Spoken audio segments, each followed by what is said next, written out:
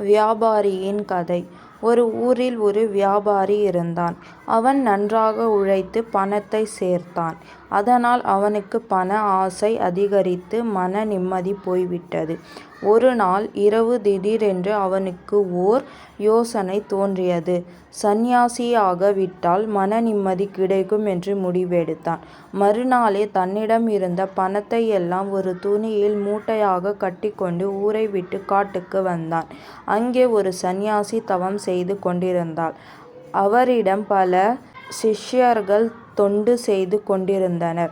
அவர்கள் மகிழ்ச்சியுடன் இருப்பதை பார்த்து வியாபாரி அந்த குருவை வணங்கி, சாமி, நான் ஒரு வியாபாரி. சம்பாதிக்க பண ஆசை நாளுக்கு நாள் அதிகரித்தது. மன நிம்மதி போய்விட்டது. நான் சேர்த்த பண மூட்டையை பெற்றுக்கொண்டு என்னையும் சிஷ்யனாக ஏற்றுக்கொள்ள வேண்டுமென்று பணிவாக கேட்டான். அவன் கீழே வைத்த பண மூட்டையை அந்த குரு எடுத்துக்கொண்டு திடீரென்று ஓட ஆரம்பித்தார்.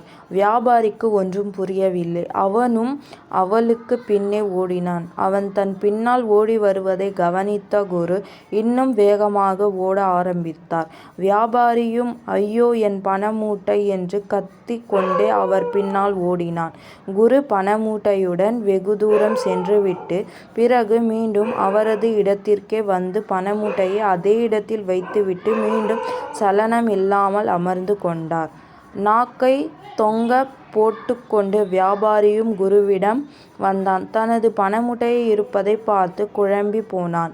குரு அவனை பார்த்து, மகனே, இன்னும் பண ஆசை உன்னை விட்டு போகவில்லை. அதனால் நீ மீண்டும் வியாபாரம் செய். எனது ஆசிரமத்தில் உனக்கு இப்போதைக்கு இடமில்லை.